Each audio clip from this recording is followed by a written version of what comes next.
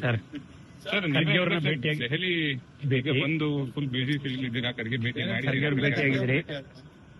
ನಮ್ಮ ಪಕ್ಷದ ವರಿಷ್ಠರು ಹೈಕಮಾಂಡ್ ಮುಂದಕ್ಕೆ ಏನೇನು ಮಾಡಬೇಕು ಅಂತ ತಿಳಿಸ್ಬೇಕು. ಮಧ್ಯದಲ್ಲಿ ಕೌನ್ಸಿಲ್ ಚೇರ್ಮನ್ ಸಲೀಂ ಅವ್ರಿಗೆ ನಮ್ಮ ಪಕ್ಷ ಅಭ್ಯರ್ಥಿ ಮಾಡಿ ಅಂತ ಹೇಳ್ತಾರೆ. ಅಭ್ಯರ್ಥಿ ನಿನ್ನೆ ಕೌನ್ಸಿಲ್ ಚೇರ್ಮನ್ ಬಂದು ಅಂತ ಮಾತಾಡಿದ್ರು, ರಾಜೀನಾಮೆ ಕೊಡ್ತೀನಿ ಅಂತ ಹೇಳಿದ್ರು. ಬಹಳ ಸಂತೋಷ ಅಂತ ಒಪ್ಕೊಂಡು ರಾಜೀನಾಮೆನೂ ಕೊಟ್ಟು ರಾಜೀನಾಮೆನೂ ಅಕ್ಸೆಪ್ಟ್ ಆಯ್ತು. ನಿಮ್ಮ ಮುಂದೆನೋ ಹೇಳಿದ್ರು. ಅದಾದ್ಮೇಲೆ ಗವರ್ನರ್ಗೆ ಹೋಗಿ ಒಂದು ಕಂಪ್ಲೇಂಟ್ ಕೊಟ್ಟಿದ್ದಾರೆ, ನನಗೆ ಬಲವಂತ ಮಾಡಿ ಮಾಡ್ತು ಅಂತ. ತಿರ್ಗಾ ಅವ್ರ ಅಪೋಸಿಷನ್ ಪಾರ್ಟಿಯವರು ಹೇಳಿದ್ದಾರೆ, ಕೆಲವೇನೋ ಕಾನ್ಸ್ಟಿಟ್ಯೂಷನ್ ಚೇಂಜಸ್ ಟೈಪ್ ಕ್ರಿಯೇಟ್ ಮಾಡ್ತಿದ್ದಾರೆ ಬಿಜೆಪಿ. ಗವರ್ನರ್ ಆಫೀಸ್ನ ಮಿಸ್ಯೂಸ್ ಮಾಡಕ್ ಹೊರಟಿದೆ. ಸೊ ನಾನೋಗಿ ಗವರ್ನರ್ಗೆ ಭೇಟಿ ಮಾಡಿದೆ. ನಾನು ಫಾದರ್ ಅವರು ಭೇಟಿ ಮಾಡಿ ಗವರ್ನರ್ ಹೇಳಿದ್ರು, ವಾಲಂಟಿಯರ್ ಆಗಿ ಕೊಟ್ಟಿದ್ದಾರೆ. ಇಲ್ಲ ಅವಿಶ್ವಾಸ ನಿರ್ಣಯ ಮಂಡನೆ ಮಾಡಕ್ಕೆ ನಮ್ಮವರೆಲ್ಲ ಸೈನ್ ಹಾಕಿ ಕೊಟ್ಟಿದ್ರು. ಬೇಡ ಅಂತ ಹೇಳ್ದ. ಪಾಪ ಅವ್ರು ಬಹಳ ಗೌರವದಿಂದ ಒಪ್ಕೊಂಡವ್ರು. ಅವರೇ ಕರೆದು ಅವರೇ ಟೈಪ್ ಮಾಡಿ ಕೊಟ್ಟಿದ್ರು. ಆಮೇಲೆ ಕೊನೆಗೆ ಅವ್ರದೇ ಆದಂತ ಅಭಿಪ್ರಾಯ ಬಂದಿದ್ದಾರೆ. ಸಾರಿ ಮಾಡಿದ್ರು. ದೊಡ್ಡ ಹಿರಿಯ ನಾಯಕರಿಗೆ ಅವರ ಬಿಜೆಪಿಯವರು ಹರಾಸ್ ಮಾಡ್ತಾ ಇದ್ರು. ನಾನು ಅದನ್ನ ಎಲ್ಲ ಕಂಪ್ಲೀಟ್ ತಿಳಿಸಿದ್ದೇನೆ. ಗವರ್ನರ್ಗೂ ಹೇಳಿದ್ದೀನಿ, ನಿಮ್ಮ ಕಾನೂನು ಚೌಕಟ್ಟಿನಲ್ಲಿ, ಯಾಕೆಂದ್ರೆ ಹಿಂದೆ ಎಲ್ಲ ಬೇಕಾದಷ್ಟು ಪ್ರೆಸಿಡೆಂಟ್ಗಳಿದೆ, ಅವರೇ ಮಾಡಿದಂತ ಪ್ರೆಸಿಡೆಂಟ್ಗಳಿದೆ.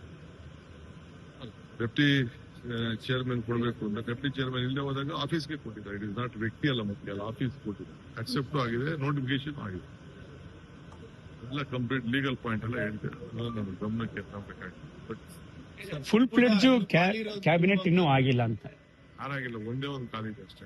ಒಂದೇ ಅದೇ ಒಂದು ಕಾಲಿದೆ, ಮಹಿಳೆ ಕೋರ್ಟ್ ಅಂತ. ಒಂದು ಮಹಿಳೆ ಕೊಡ್ಲೇಬೇಕು. ಅದು ಯಾವಾಗ ಆಗ್ಬೋದು? ಒಂದ್ 2 ದಿನ ಅಥವಾ ಅದೇನು ಅಷ್ಟು ಅರ್ಜೆಂಟ್ ಏನಿಲ್ಲ.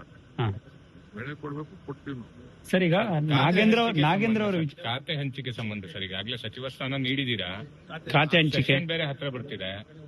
ಇನ್ 3 ದಿನ, ನಾಳೆ 3 ದಿನ. ಎಷ್ಟು ದಿನ ಇತ್ತು, ಯಡಿಯೂರಪ್ಪನವ್ರು ಎಷ್ಟು ದಿನ ಇದ್ರು.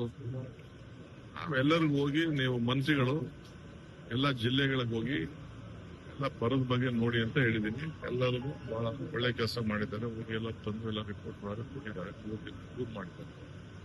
ಕೊಡ್ತೀನಿ ಅಂದ್ರೆ ಅಧಿವೇಶನ ಶುರು ಆಗ್ತಾ ಇದೆ ಶಾರ್ಟ್ಲಿ. ಅಷ್ಟೊತ್ತಿಗೆ ಬಿಡ್ರಿ ಸರ್. ನಾಗೇಂದ್ರ ಆಗ್ಲಿ ಎಲ್ಲದಕ್ಕೂ ಉತ್ತರ ಕೊಡ್ತೀನಿ. ಕೆಲಸ ಒಬ್ರೆ ಬೇಕಾ ಉತ್ತರ ಕೊಡ್ತೀನಿ.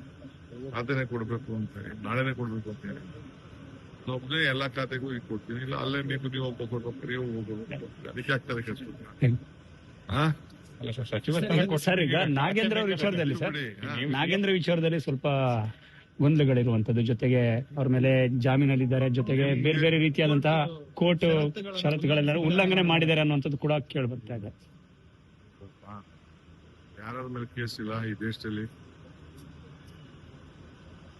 ಯಾರ ಮೇಲೆ ಕೇಸ್ ಇಲ್ಲ. ಕುಮಾರಸ್ವಾಮಿ ಜಾಮೀನು ತಗೊಂಡಿಲ್ಲ, ಡಿ ಕೆ ಶಿವಕುಮಾರ್ ಜಾಮೀನು ತಗೊಂಡಿಲ್ಲ. ಎಷ್ಟು ಜನ ಮಂತ್ರಿ ಆಗಿದ್ದವರೆಲ್ಲ ಜಾಮೀನು ತಗೊಂಡಿರಲಿಲ್ಲ, ಈಗಿರೋರೆಲ್ಲ ತಗೊಂಡಿಲ್ಲ. ಎಷ್ಟು ಜನ ಕೇಸ್ ಕಾನೂನು ಉಲ್ಲಂಘನೆ ಮಾಡಿದ್ದಾರೆ ಅಂತ, ಷರತ್ತುಗಳ ಉಲ್ಲಂಘನೆ ಆಗಿದೆ ಅಂತ. ಕರ್ನಾಟಕ ಬಿಟ್ಟು ಹೊರಗಡೆ ಹೋಗಿದ್ದಾರೆ ಅಂತ ಸರ್. ನನಗೆ ಯಾವಾಗಲೂ ಗೊತ್ತಿಲ್ಲ, ನನ್ನ ಗಮನಕ್ಕೆ ಬಂದಿಲ್ಲ. ನಾವೆಲ್ಲ ಸರಿ ನೋಡಿದ್ದೀವಿ. ಅವ್ರ ಮೇಲೆ ಯಾವ್ದು ಉಲ್ಲಂಘನೆ ಆಯ್ತು ಅಂತ ಹೇಳಿ ಅವ್ರಿಗೆ ಯಾವ್ದೋ ಶಿಕ್ಷೆ ಕೊಟ್ಟು ಜೈಲು ಪರ್ಮನೆಂಟ್ ಆಗಿರುವಂತ ಯಾವ ಆದೇಶ ಕೊಟ್ಟಿಲ್ಲ. ಕಾನೂನು ಇದೆ, ಕಾನೂನು ನೋಡ್ತೇವೆ. ಅಪೋಸಿಷನ್ ಪಾರ್ಟಿಗೆ ಏನೋ ಸುದ್ದಿ ಬೇಕಲ್ಲ, ಚರ್ಚೆ ಮಾಡ್ತಾ ಇರ್ಲಿ.